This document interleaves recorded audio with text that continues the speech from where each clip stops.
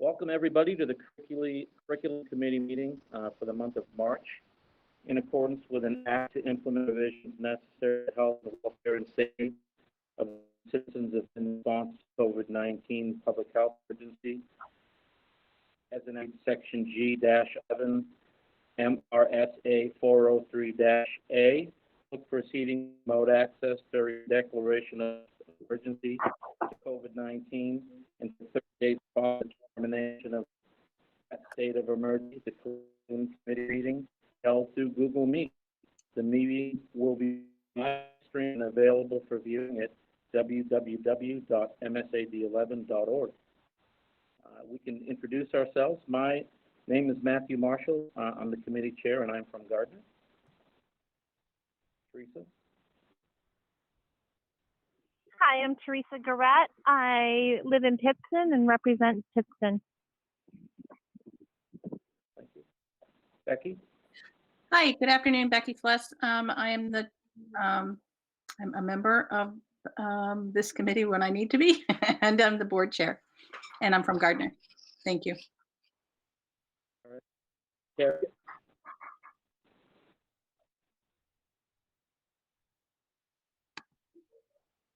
And the most important person, Angela. Director of Curriculum, Angela Hardy.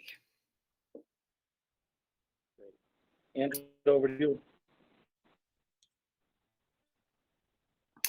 Oh, one.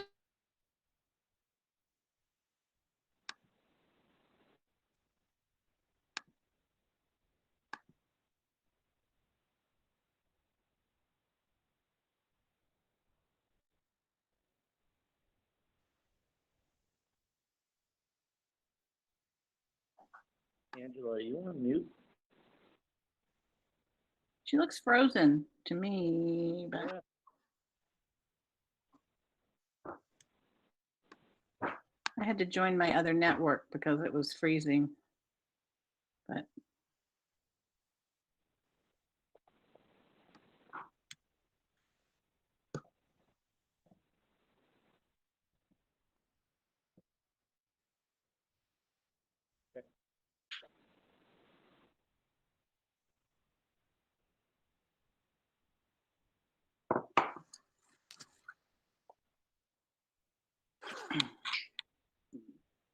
there she is.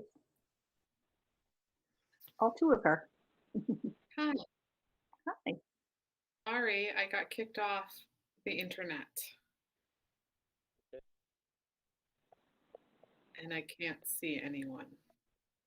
Oh. But you're there, so we'll just go with it. We're here. We can hear you. Okay, And great. see you. So sorry about that. The question of the day. Yeah, I can hear you, Teresa. Perfect, thank you. The question of the day is about our meeting time. It seems that originally we met on Tuesday mornings from 7 to 8. And then this meeting was moved to Tuesday afternoons from 3:30 to 4:30. And it seems like we're having a number of conflicts with that time. I think people's work schedules are changing now that we've been a year into this pandemic. And to me, I raised it with Matt, wondering about changing the meeting times to allow for more active participation. I recognize that we've tried to have the meeting times adjacent to a school day in order to allow for participation from educators. But while the information is publicly available, educators usually come when they're invited, specifically for a purpose, as opposed to just popping in.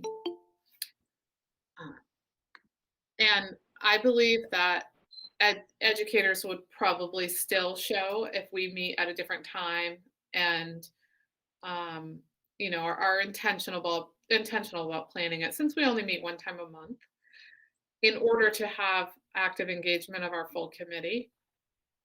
And so I'm wondering what people feel about shifting the meeting time from 3:30 to maybe 4:30 or 5:30 to see if more of our committee members feel like they could be present.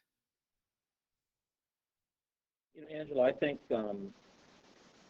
we purposely kind of kept the meeting at 3:30 for this month, I think, so we could discuss this, but I think the 4:30 time slot is worth a shot, and see what happens. I really don't like the idea of going beyond 4:30. Kicking it off at 5:30, people's days are long enough. But to your point, it's only once a month. If we eventually have to make it at 5:30, we can. But I think maybe next month we should try 4:30, see what happens. Does everybody think that's a good plan?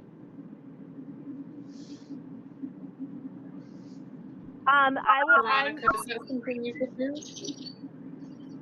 I would be in agreement for 4:30, preferably 5:30, but 4:30 would be better for me. And that's you, Teresa, right?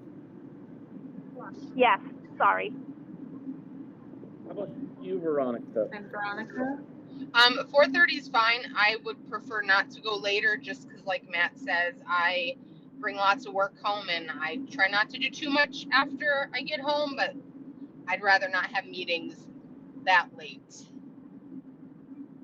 Okay, thank you. It looks like Nancy just joined us. Hey, Nancy. Maybe by phone. I don't. Okay.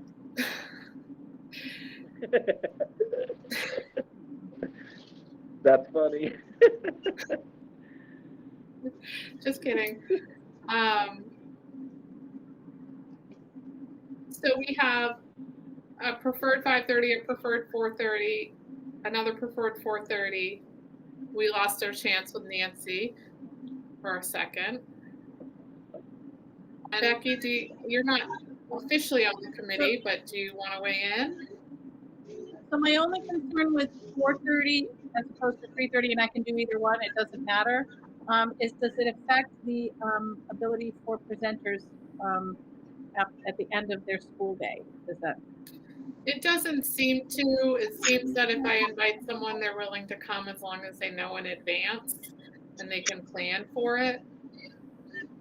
Especially with some stuff being virtual, they've really appreciated that. And maybe going forward, it could be virtual. Right, people could join us virtually. They don't, even if we meet in person. Right, to make it Yep. easier for them, so they didn't have to. That was why that was the reason for the 7 o'clock in the morning meetings, so that we didn't interrupt with that with the other end of the day. So I just want to make sure we're sensitive to that. But I'm available whenever whenever's best for the committee. I'm clear my calendar. Okay. Happy to be here. Nancy, I'm not sure if you're listening in. We were just discussing meeting times to see if people would be more available at 4:30 or at 5:30 one time a month, since 3:30 seems to be challenging people's work schedules. I'm gonna have the same issues no matter what. So I'm happy to try to join whenever you guys decide to have it. It's just 3:30 isn't typically bad. I just have to try to remember in the middle of my day to stop working and jump on. That's all.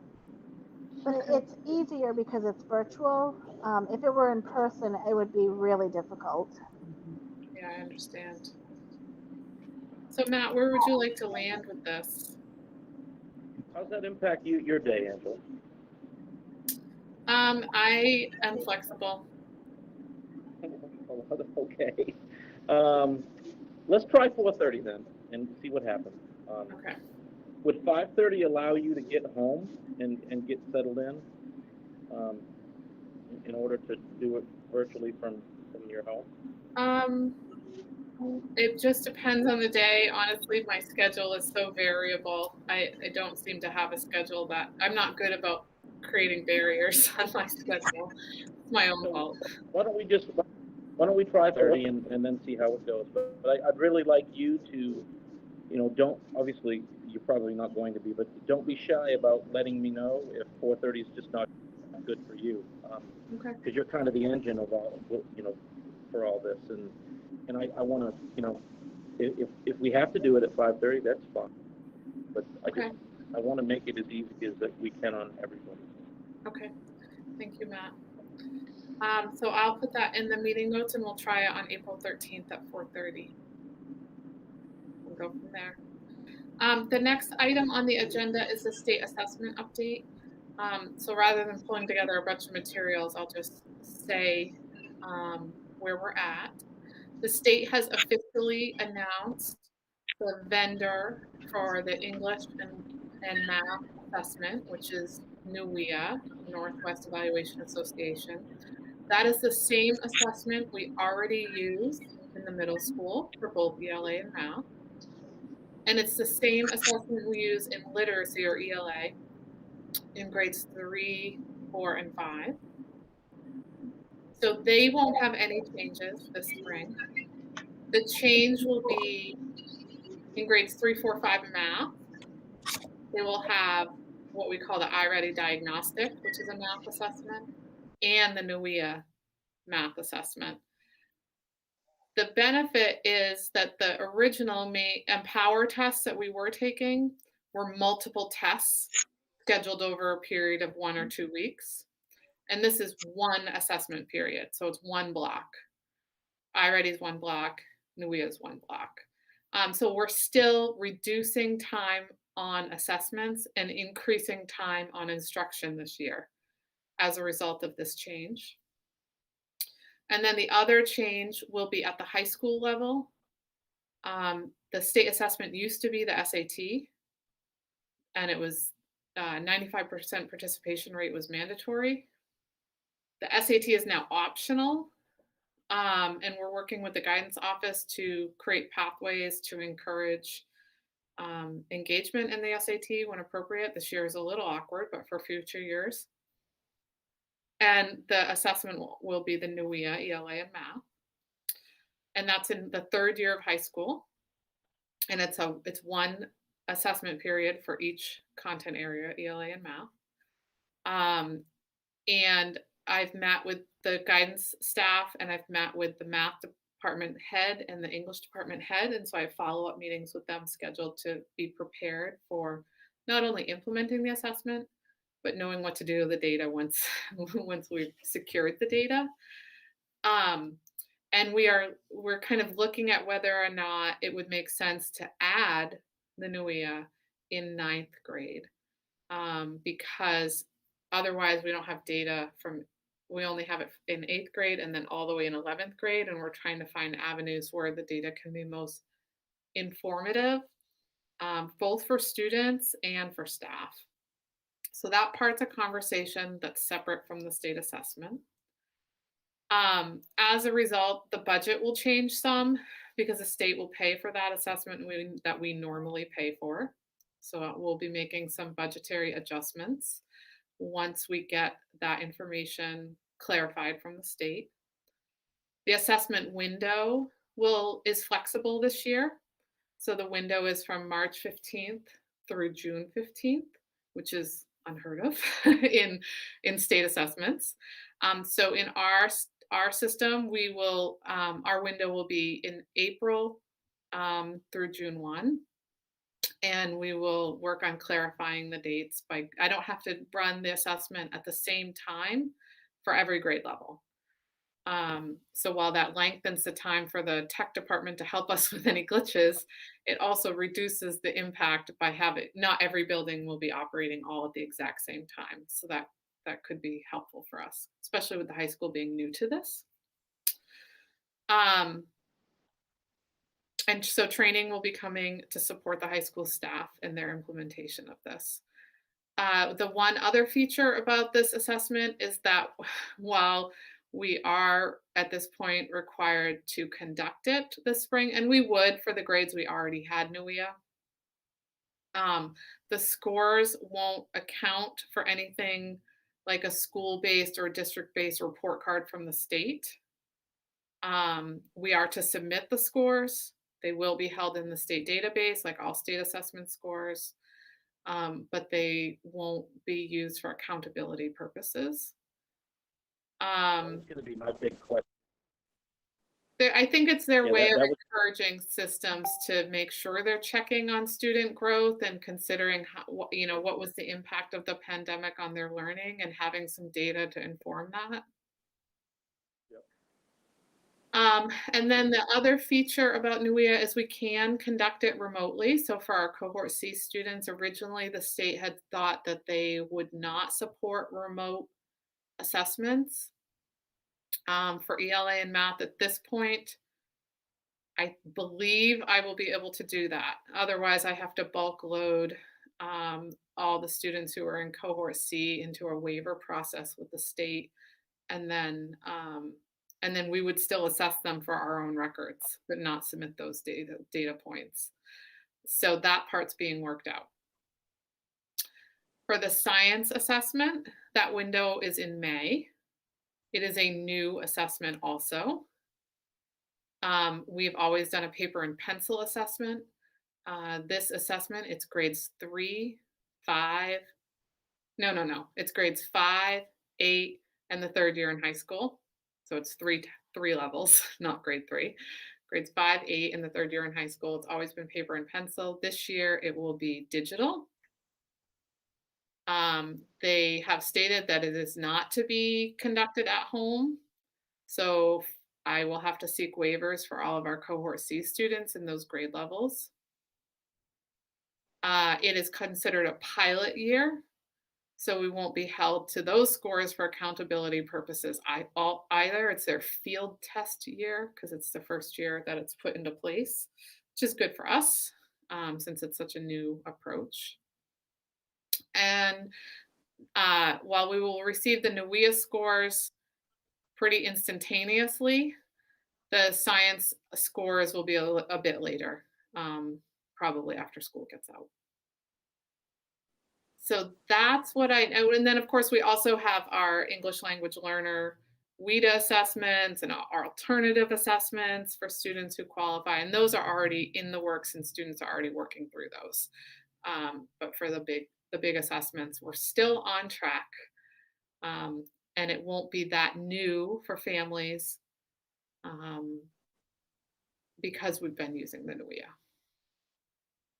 So that's what I know about the state assessment at this point in time. Does anyone have questions?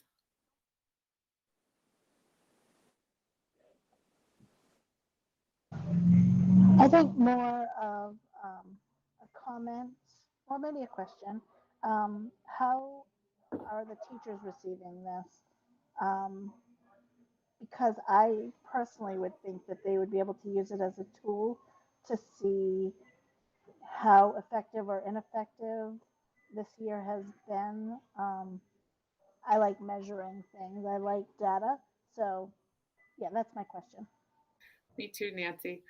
I think it's variable because I think people have, it depends on how much you use the data as in how much you appreciate it, how valid you think it is.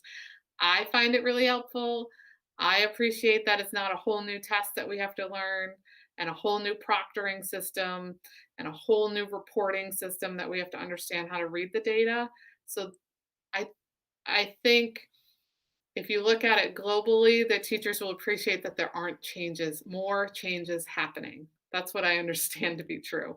Whether or not they value the data set that's before them is dependent on how much they use it in their building and with their team and to inform their instructional practice. We have some really skilled educators and we encourage and train towards the use of this instructional data. So, but I can't tell you the pulse right now because I haven't really figured it out myself across the district because the information's pretty new. Thank you. That's fair.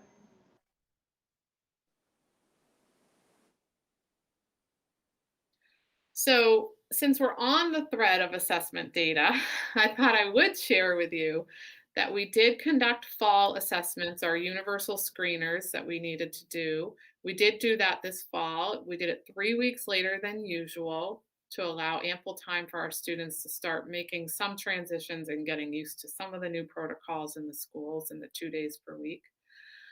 In grades 1 through 5, we conducted a winter assessment using the same assessment tool for ELA and math.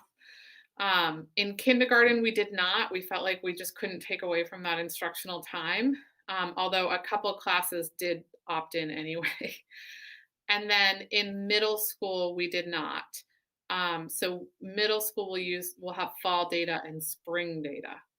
And grades 1 through 5 has fall, winter, and spring data. So I thought I would give you a little snapshot of how that turned out and give you a sense of where we're at, especially since nationally and statewide, we're constantly hearing about learning loss. So I thought I'd give you a picture of where we're at. To do that, I'm going to share a screen.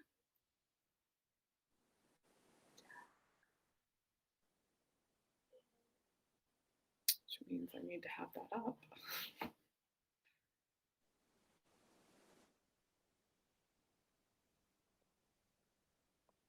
Okay, so you should see something that says assessment data in big old orange letters. Yep. Great. So how do I click through this? Here we go. So the first one I'll show you, and I didn't do an exhaustive, well, I did, but not for your purposes. I'm giving you a snapshot, and any questions you have that result from the snapshot, I can follow up with you in future meetings, unless I know the answer right away. So for literacy, we just talked about the NWEA and WEA. It's our universal screener. We've been using it for like 10 plus years in this district. This is our elementary level view. And just as a reminder, I've looked at fall to fall. So fall 2019 felt like a normal year. And then in March, we closed our physical closure for the last 3 months of school, or 3.5 months. Then they had summer. So the first data set is fall 2019 to fall 2020. So that includes 6 months of non-in-person learning. And then we came back in the fall 2020, and we've had hybrid or remote learning, because this includes our cohort C students, from fall through this winter. So that's what you're going to be looking at. And the first slide here, there was a change in NWEA. Every 5 years or a certain number of years, they kind of review all their millions of sets of data, and they set kind of new normed scores. So what I leaned more heavily on in order for it to be more accurate is they establish like what's a normative 50 percentile score for grade level. And then they say, what's the projected growth? And it kind of takes the score students have and projects a class growth score.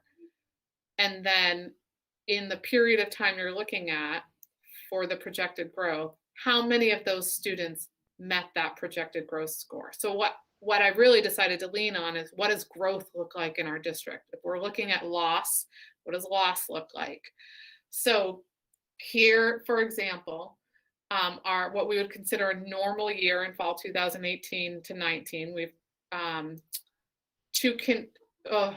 sorry, I'm learning how to use this way.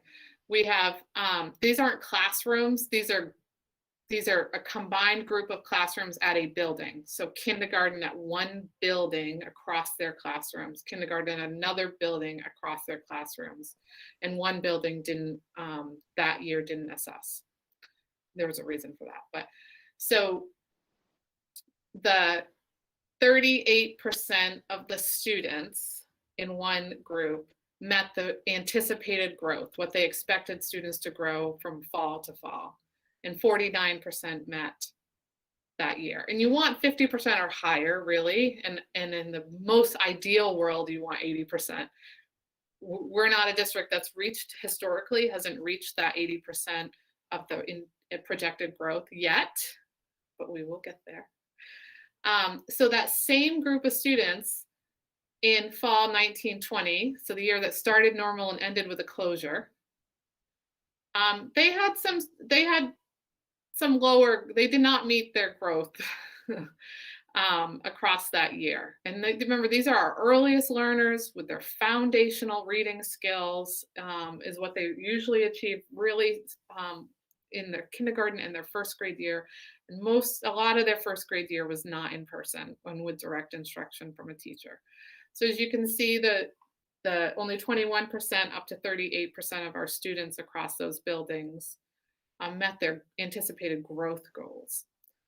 But then they came back in the fall, and they've been with us from September through January. That's when the winter assessment was conducted. And it sets a growth goal per grade level, per class. And you can see that 57% up to 78% of the students met their anticipated growth goal for that window of time. That is a remarkable change. And we still have from January to June to teach these students. And we're shifting this group. They've already gone from hybrid to a week or two ago to 4 days per week. So they'll have double the amount of direct instruction that they've had since the beginning of the school year. So I'm hopeful that the growth is only going to increase in the critical year. Does this make sense? And if you're on the phone, I'm sure it's harder to hear. I'll link this into our calendar invite so you can review it. Is it making sense, or am I just? Okay. Yeah, those numbers are really interesting. You would think that they would have either stayed the same or actually decreased. Yeah. So then, as you can see, it's the same cohort of kids, grade 1, then grade 2, and now this year in grade 3, okay? So in grade 1, we didn't, the year these students were in grade 1, only one building assessed using NUIA, because they were changing the grade levels at the time of who assessed in that. In 18-19, the students were in grade 2, and they were between 58 and 77% of their projected growth goals. So not bad, getting pretty, especially that 77%, we're getting there, right? And then they enter the school year in 19, and then they end with the physical closure, and we didn't do so well. One building, it's at 12% met their intended growth goals, and 2 buildings at 21%. So that's pretty disappointing. So what it indicated is retention of any learned concepts and skills was significantly low when they returned in the fall. And then they've been with their 3rd grade teachers from September to January, and we have built this group back up to 43 to 60% of the students are meeting their projected growth goals in hybrid or fully remote learning.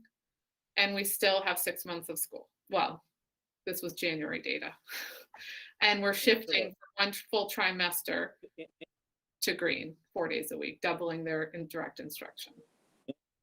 Look, could I offer an explanation potentially? Yeah.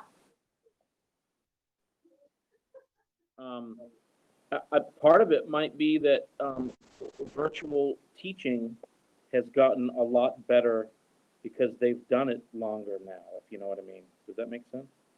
Yeah, so you could even see that in our family survey data, right, where they said at the beginning of the year that the non-in-person days were not working very well.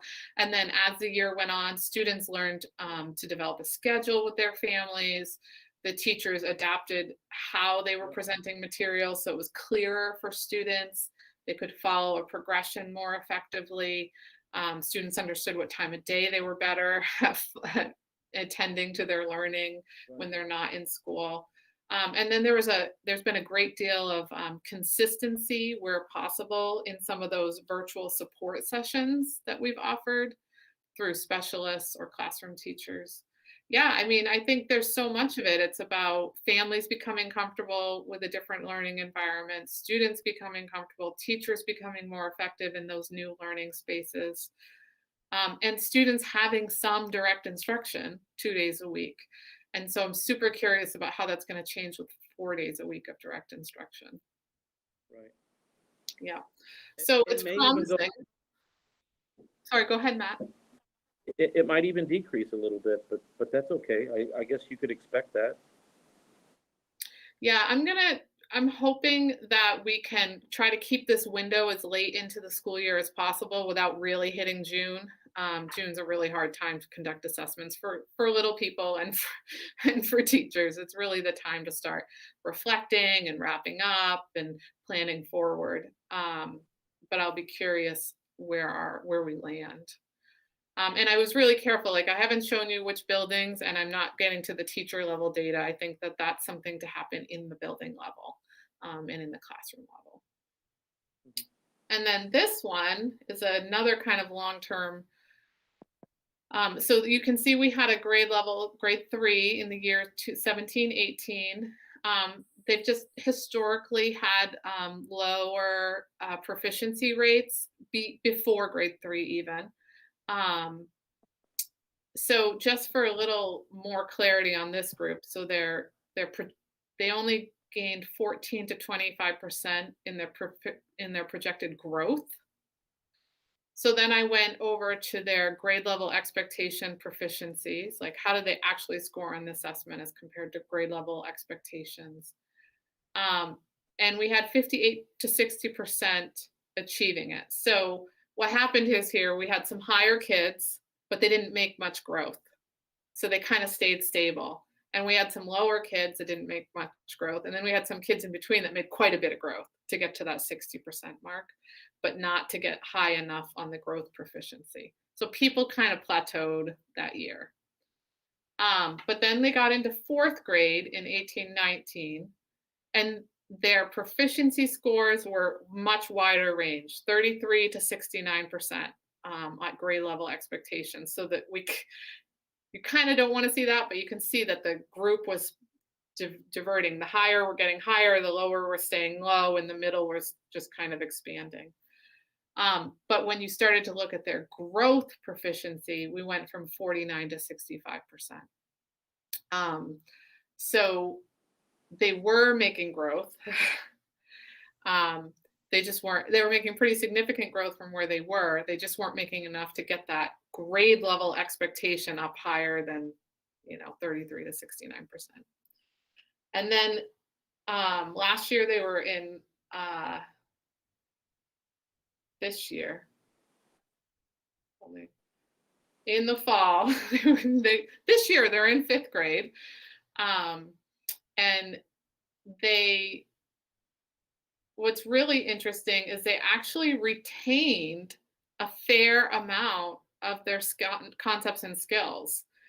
One of our, when we're kind of asking the questions, why might that be so? In the spring for grades 4 and 5, they did 5 weeks of live remote instruction, whereas grades K through 3 did not do as they did some community meetings and some, but most of it was non-live instructional support. So I'm curious about whether that held true. The middle school fall data suggests that retention remains stable also, and they had some live remote instruction in the spring as opposed to like packets and a few meetings.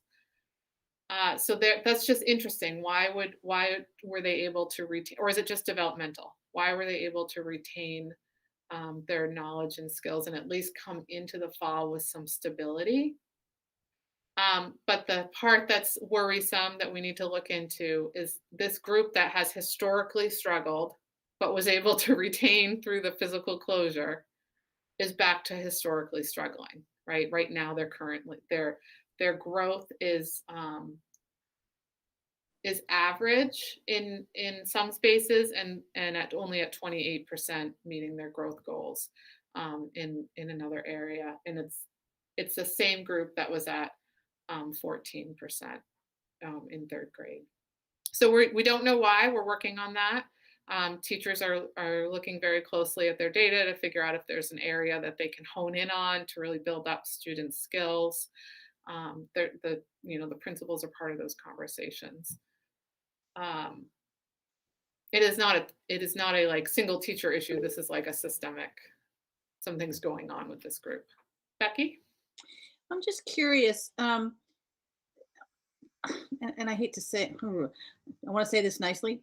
Are there just some classes, some groups of kids that just struggle? Because there have been historically, as I've seen, just having done this for a long time, that, there'll be some classes that have, I don't know, 30% that not only go on to higher ed, but really good higher ed and have high aspiring students in the class and then some classes that just don't. And is there any validity to that? And Well, or the, anything about it's your famous "it depends" situation that? is where this Right, falls right. in. And, yeah. So one of the things that we know happens is students adapt to learning or struggle with learning for lots of different reasons. And sometimes coming together in one physical space is actually where they struggle.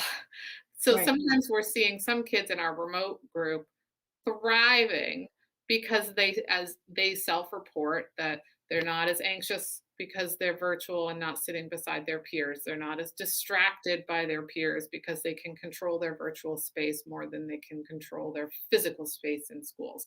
We know that environment can impact one's readiness to learn.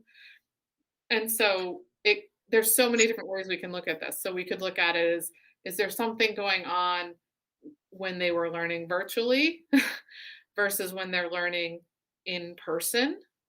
Is there something about the dynamics of the group that could be happening? Is it something about the instructional sequence? Did we miss something because, as you know, we have some gaps in our curriculum that we're working to rewrite and adjust. Is there something that's catching up?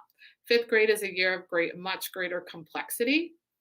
And so if kids aren't secure in certain foundational skills, the gap is going to widen significantly in third grade and in fifth grade. And we know that to be true in our district. We have historical data to support that. So we're working on rewriting the curriculum and adjusting practices to get there, but we're in the early stages of that. So could that be an impact here? And these are growth measures, so it doesn't mean they're not making growth. They're just not making the Right. kind of growth we should be expecting to see.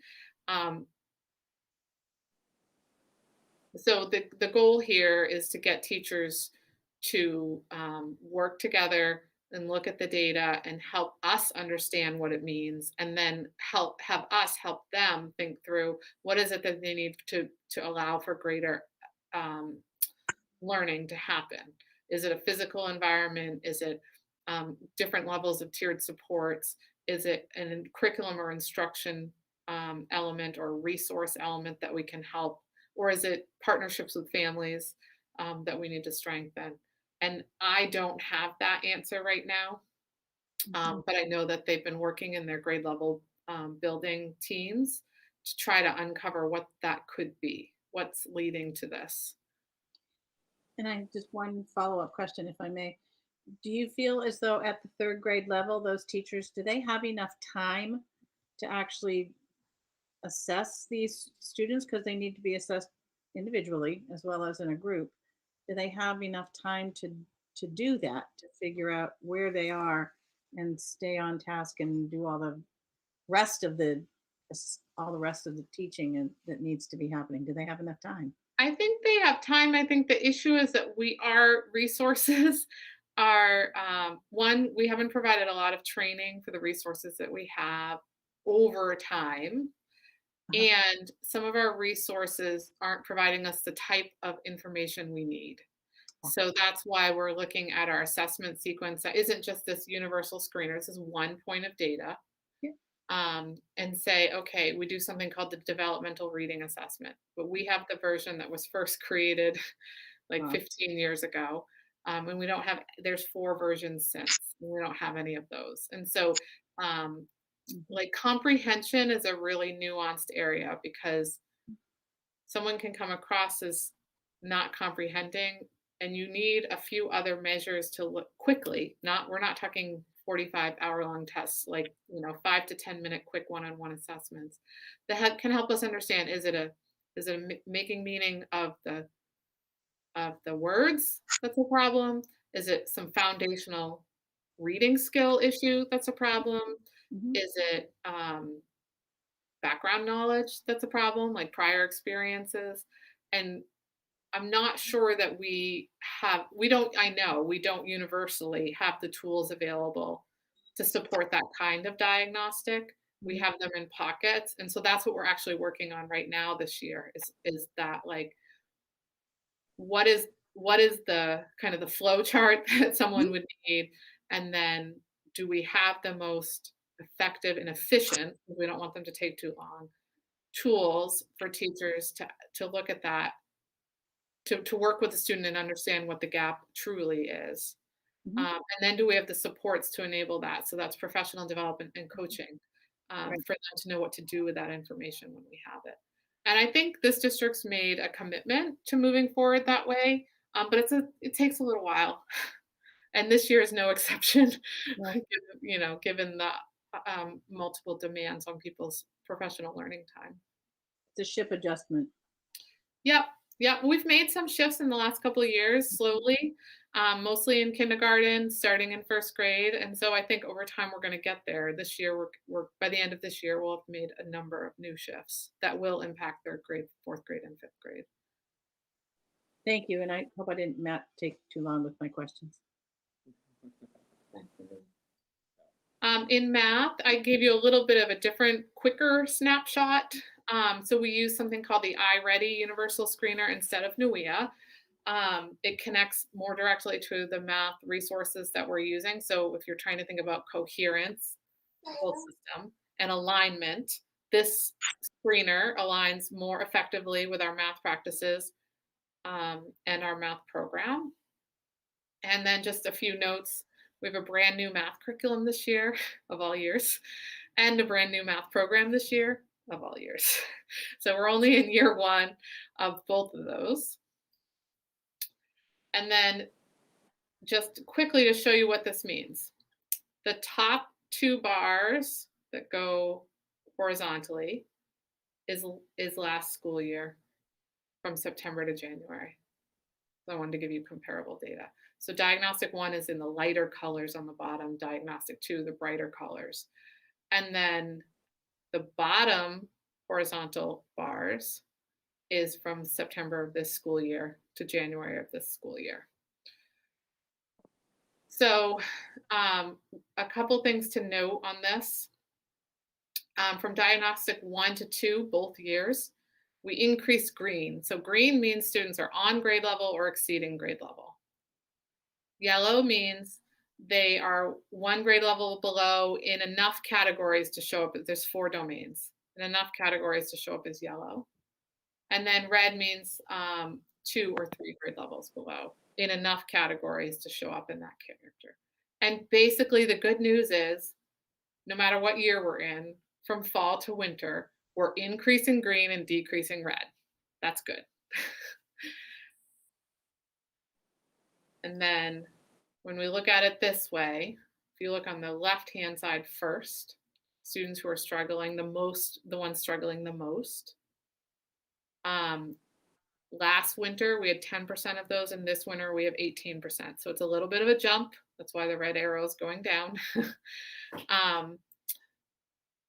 But then when we got them in the, when we got them from this fall to this winter, we started in the fall with 30% of them being in red, and now we're only at 18%. So do you see the different look on that?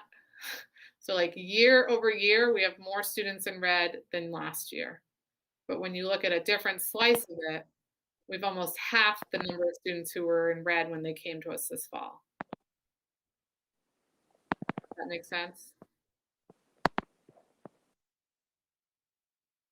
And then when you look at the kids in green who are on grade level, this year we had 25% this winter in green, whereas last year we had 32. But when you look at the fall, when the kids came into us, only 11% were in green, were on grade level, and now 25% are. And that's all the grade levels combined. So we are doubling that. So we're making progress. And people find that January to March is a really significant learning period, kind of developmentally, and the amount of time we have with students. So I'm hopeful we can make even more progress.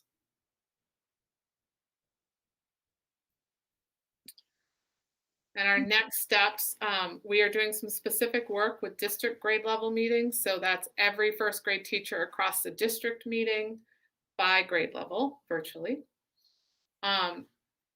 And some of the work they're doing is specifically looking at when we double in-person instruction, what is that going to mean for us, and how can we calibrate our thinking about instructional practices and pacing, where the data says we have really bright spots, how can we learn from them and grow that.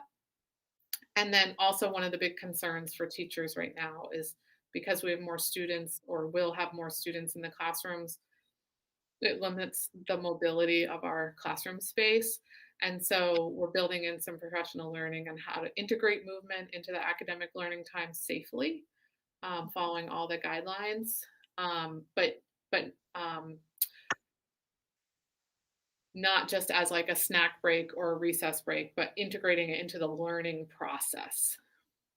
And then we're also conducting building-based grade level team meetings. And they've already been doing this all the time, but just to make sure you were aware, that's where they look at the data by their classroom and across their grade level in their building, clarify the strengths and areas of necessary growth, check each other for understanding of what that means, plan specifically for learning to help those specific students, and then communicate with families routinely. But also, just as a side note, we have parent-teacher conferences coming up March 31st. So that will be another moment where effective communication can happen. So that's what we know so far. It's kind of the mid-year check. It's just like a temperature check at the district level. But it's a much more intensive process at the building and the classroom level because we want success for all of our learners. And so we do use this data to inform our growth, our instructional practices and how that's impacting growth. And then we'll ensure that there are extra resources and support. We have coaches and interventionists who can also support classroom teachers more intensely where some of those bright red spots are showing up. Any other questions about where we stand? I don't have the middle school snapshot because we didn't do a winter assessment there, but I will certainly give you a snapshot in the spring.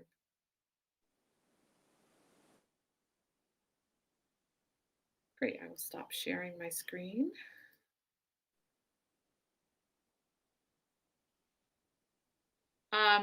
The only other thing on our agenda is Read Across America.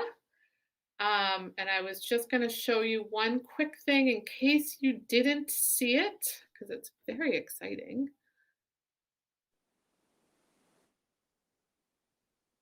Hopefully, if I have the right thing queued up, hang on. Yes.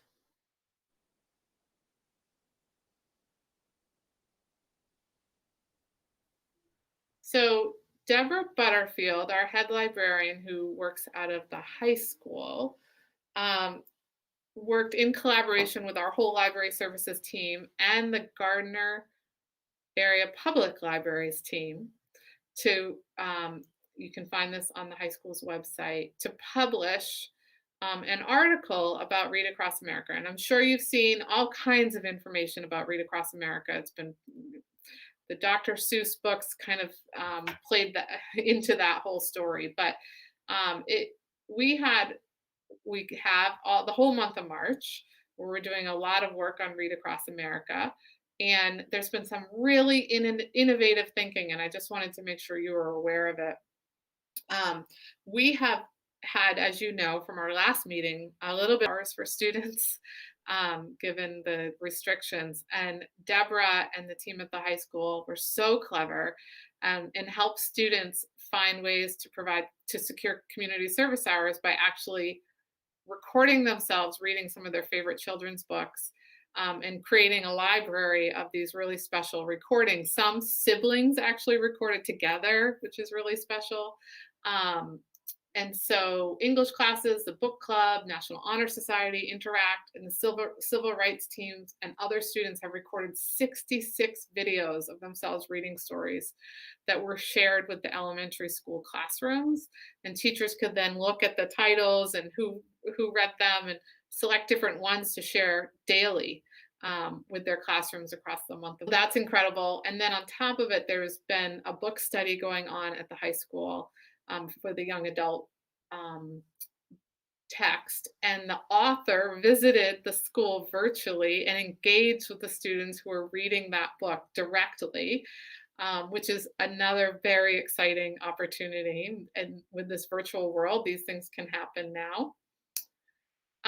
At the middle school, they've found ways to integrate the Maine Student Book Award nominees proudly and built some student engagement around these books and nominating these books, figuring out getting kids to read them. And there's also one of our Tabitha, who's in the middle school library as well, this new staff member. She has a virtual book club on Wednesdays that's been going on for the middle school students. That's been pretty exciting. The Gardner Public Library always works with all of our students across the district to secure a Gardner Public Library card. And then, this is one of my favorites here. Any of you sports fans? Ashley at Helen Thompson created a book bracket madness for March Madness. And if you can see this picture, there's some of these amazing books. And she's pegged them against each other. And kids have to read each book and then vote on which one they think is better. And as the votes come in, we'll see who wins and gets down to compete against the next set of books. And eventually we will have a March Madness winner in the book bracket contest. So that's kind of fun. The littlest kids didn't quite understand the process. They were just excited to read all the books. And the oldest kids are like, they get it. They understand what this is about. The elementary schools are showcasing all the videos that the staff and the students especially have made for them. They've been highlighting favorite books and that they love and sharing with them with one another. And there's been reading bingo going on constantly across all of these areas. And then the Gardner Public Library has been doing a lot of work with some of the historical underpinnings of some of our courses in English, and with a course called Human Element that's happening this spring at the high school with Christy McNaughton. So it's just a really lovely partnership and a really great way to showcase literacy for all learners and the love of reading. And it's happening district-wide, and it's just been really celebrated and highlighted here. And I just thought we should take a moment. And 66 videos from the high school students alone is pretty impressive. So that's what I wanted to share there. That's awesome. It is awesome. It's really awesome. That's so great.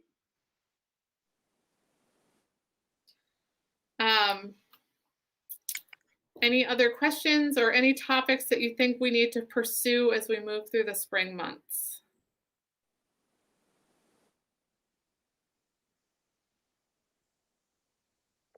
And Matt, you and I can always chat too offline. I just wanted to make sure people had something pressing on their mind.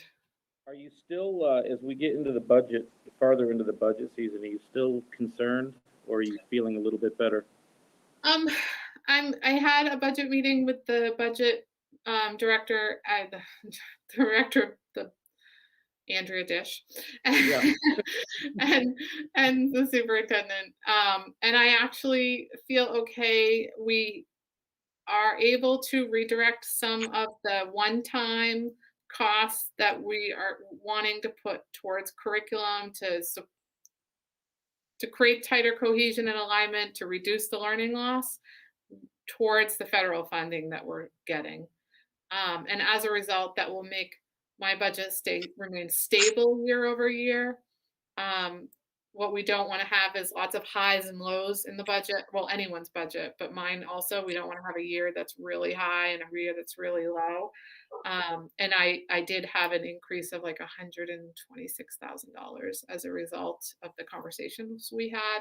And it looks like we're going to be able to redirect a fair amount of that, which will reduce the impact on the local budget, certainly out of my line. So I'm feeling a little bit better, actually quite a bit better, because the students are going to get what they need and the teachers are going to get the support they need.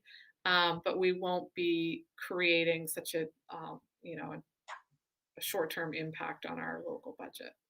Thank you for working hard on this. Well, we keep plugging away. Yep. Part of the process. Right. And so I will, as that becomes more secure, we're going to have to talk about federal funds in April or May, depending on when the draft allocations come out from the state for our Title I through IV. The only one I have any sense on is Title V right now. So I will make sure I integrate the local budget impact as well into whatever conversation comes forward. I'll make sure I keep that front and center.